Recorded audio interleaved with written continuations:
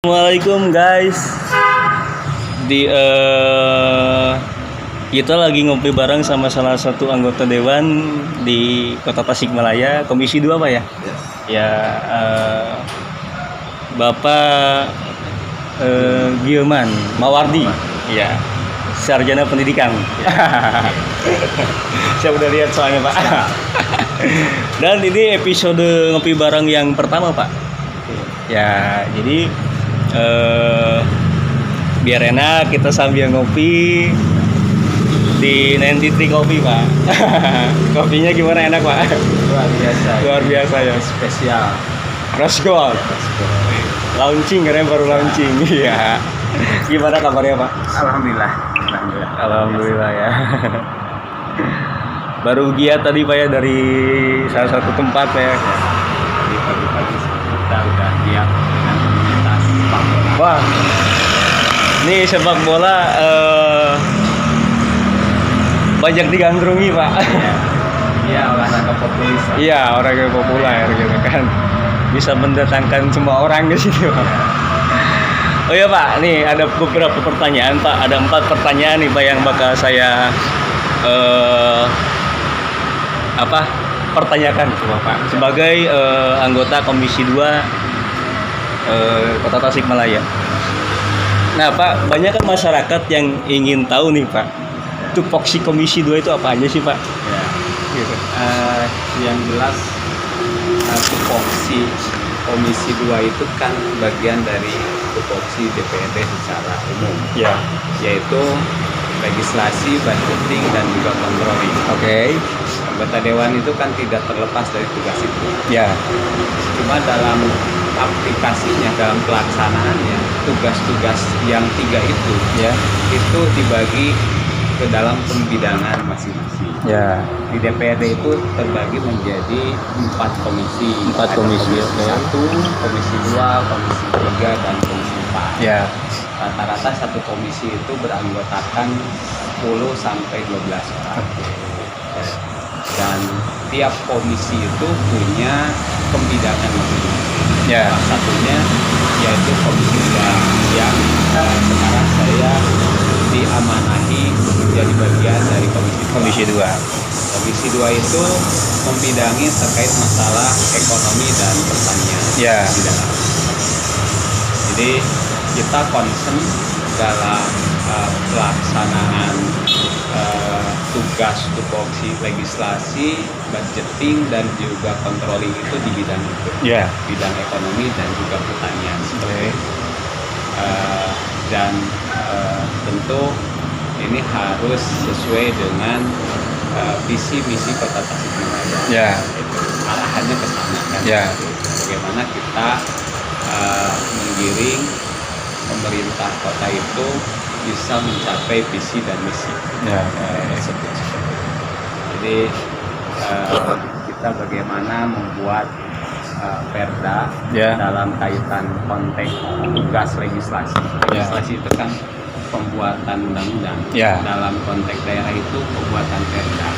Pembuatan perda. Kita dari Komisi 2 sering mengusulkan terkait usul inisiatif pembuatan perda. Ya. Salah satunya yang sedang kita bahas ini adalah perda perlindungan dan pemberdayaan petani. Oke. Itu perda inisiatif yang diusulkan oleh Komisi 2 dan sekarang lagi dibahas. Ya. Itu terkait fungsi legislasi seperti itu. Salah satu contoh. Terus juga ada fungsi budgeting penganggaran. Ya. Kita tentu concern bagaimana membahas APBD. Ya. Itu bagaimana sesuai dengan semangat visi misi tadi. Ya. Dan tentu berdasarkan aspirasi yang ada dari masyarakat. Ya. Itu dielaborasi dan itu akhirnya disepakati antara pemerintah daerah, yaitu eksekutif dan juga legislatif. Ya. Dalam fungsi yang ketiga, kita itu controlling, itu bagaimana kita melakukan pengawasan jalannya pemerintahan terkait masalah pelaksanaan perda dan juga terkait masalah kebijakan pemerintah. Dalam konteks Komisi 2 tentu di bidang ekonomi dan juga pertanian. Beberapa dinas yang menjadi bagian dari bidang ekonomi itu ada beberapa dinas. Itu ada KPKN, ada juga di sana itu Bapenda, ada juga termasuk dinas-dinas penghasil, ya. Nah, itu menjadi concern bagian dari Komisi 2. Gitu. Kan ada dinas yang menghasilkan PAD, itu diantaranya ada di SUB melalui retribusi parkir, ada juga DPM PTSP dari mulai retribusi perizinan itu, terus juga ada dinas penghasil di bidang PUPR juga, ya, itu termasuk dinas penghasil, termasuk LH. Lingkungan LH hidup itu ya. juga ada retribusi sampah, itu termasuk juga dinas penghasil. Ketika berbicara kaitan dengan bidang penghasilan, itu kaitannya dengan komisi kita, dan itu menjadi concern kita. Wah, berarti guys di sini nih komisi 2 sarangnya PAD Pak ya, sarangnya APBN ini ya. Dan kita punya PR yang sangat berat. Benar. Malaya, karena PAD kita itu sangat minim. Kita PAD baru masih di angka 140 miliaran. 140 miliar Itu Pak? yang aslinya. Tapi kalau ditambah dengan penghasilan dari RSUD, itu RSUD itu di kisaran 150 miliar, Miliar. Jadi kurang lebih itu 300 miliar. Tapi kan kalau yang namanya RSUD itu transitoris. Benar. Jadi itu nggak bisa dikemana-mana ya. Itu hanya untuk kepentingan RSUD saja. Gitu. Tetapi yang murni PAD-nya itu cuma 140-an, 143 kan. Untuk yang bisa diglobalisasikan Pak ya. Itu untuk kepentingan pemerintah daerah.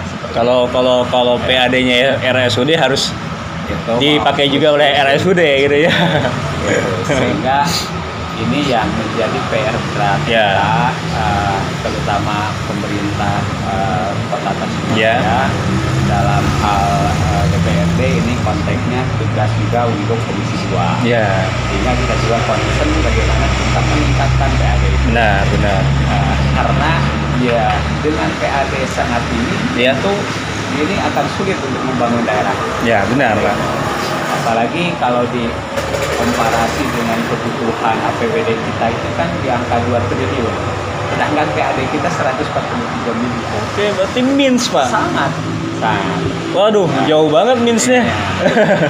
Ya, kalau kita nggak dapat bantuan dari pemerintah pusat lewat DAU, DAK, dan juga pemerintah provinsi, kita nggak bisa ngapa-ngapain. Ngapain banyak? Bisa ngapa-ngapain. Itulah kondisi potret di Kota Tasikmalaya yang menjadi concern kami di Komisi 2 salah satunya.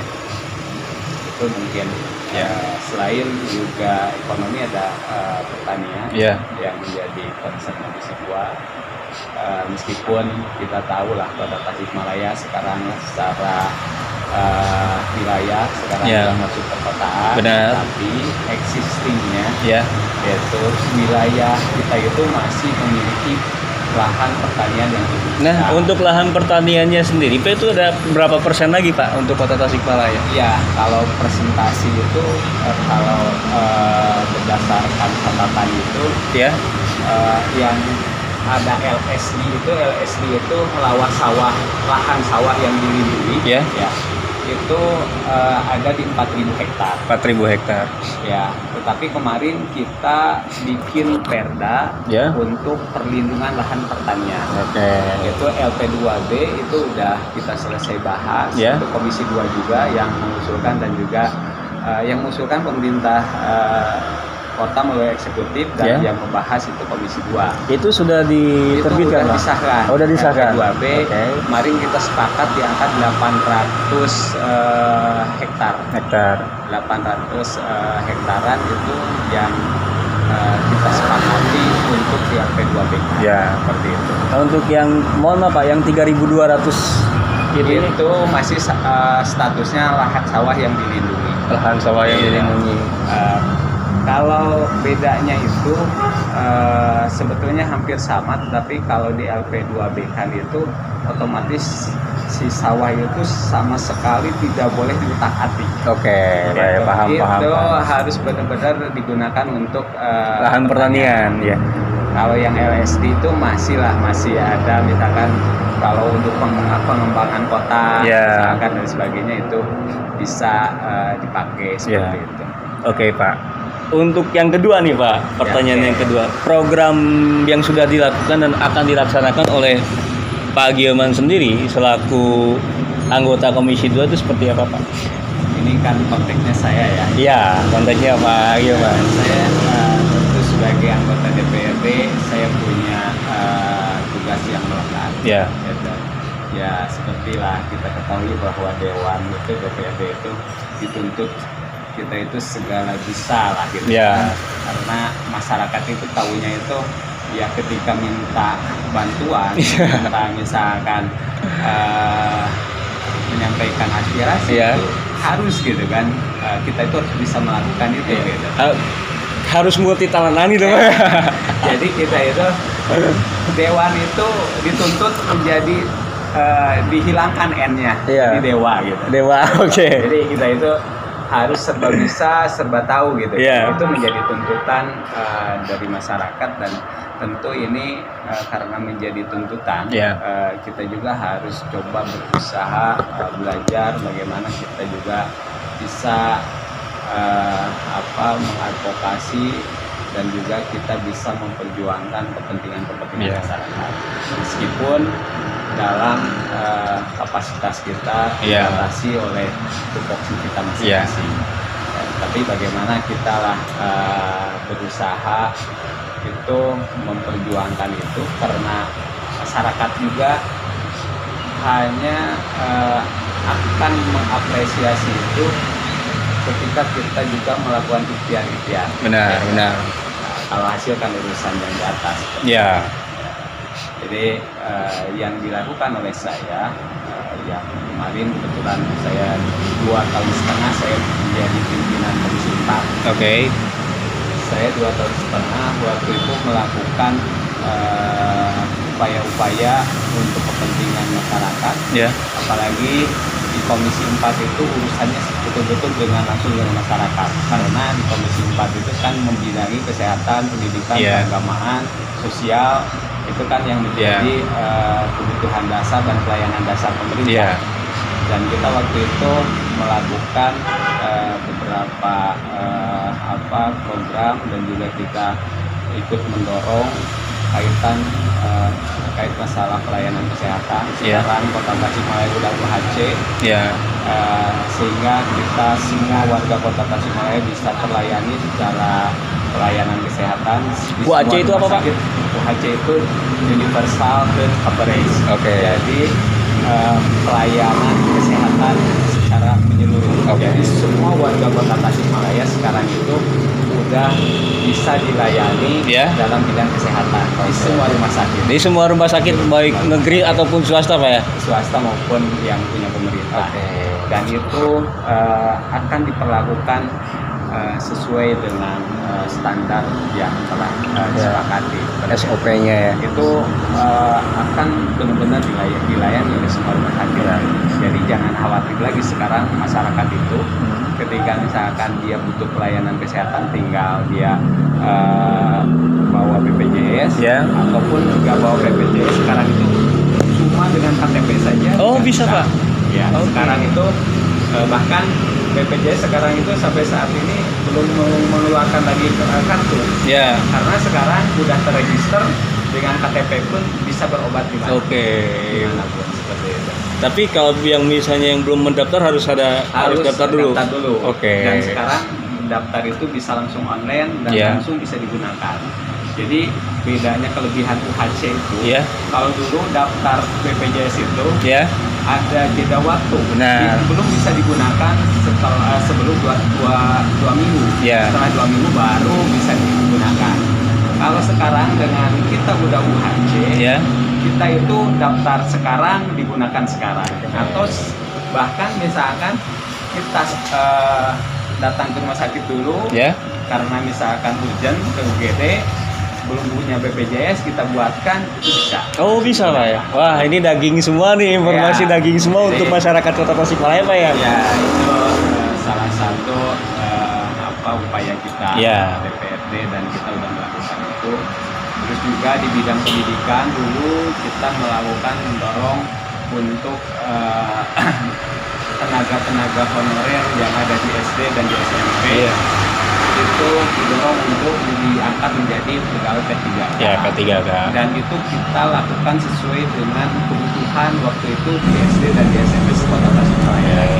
Waktu itu berdasarkan laporan dari dinas terkait, Ya. itu kebutuhannya sekitar 1080-an gitu. Dan itu kita usulkan semua, dan ini bertahap sedang direkrut ya. Ya. Menjadi pegawai P3K. Pak Gilman itu kan berarti komisi 4 2 tahun, 2 tahun setengah, Sekarang komisi 2 baru saya 3-4 bulan. 3-4 bulan, oke. Nah, di komisi 2 yang kita udah lakukan terkait masalah misalkan untuk peningkatan PAD tadi, Ya. kita melakukan RDP, rapat Ya. kerja dengan dinas terkait. Kita dorong dinas-dinas yang pendapatannya masih minim, Ya. kita dorong, kita belajar diskusi, dan kita menyepakati beberapa langkah yang harus kita lakukan untuk mengangkat, untuk menaikkan retribusi ataupun PAD tersebut. Ya. Ada salah satu misalkan dinas yang kita dorong masuk misalkan di LH, Ya. jauh dari target ya, yang kita targetkan ya bersama. Terus juga ada dinas perhubungan, itu juga masih jauh dari target Ya. gitu. Kita dorong, kita lakukan langkah-langkah Ya. untuk menaikkan PAD, untuk menaikkan retribusi itu. Dan kita juga coba mencari alternatif untuk penghasilan kas daerah ya, sehingga ada tambahan ya untuk kas daerah. Dan juga kita mendorong pemerintah, dan ini sudah berjalan kemarin ya, kita naikkan investasi di Bank BJB. Nah, sehingga kita juga punya dividen dari Bank BJB, itu lumayan untuk kas negara. Terus di bidang pertanian kita juga tadi sudah mendorong untuk bentuknya perundang-undangan perda terkait masalah perlindungan pertanian. Nah, ini pertanyaan terakhir Pak. Oke. Kita 3 pertanyaan aja Pak ya. Oke. Ya. Ini terkait anak-anak muda di Tasikmalaya gitu kan. Ya. Anak-anak muda yang saya kira itu bisa menjadi generasi penerus untuk Kota Tasikmalaya yang berpotensi Pak. Nah, apakah ada program pemberdayaan untuk anak-anak muda di Tasikmalaya Pak? Ya.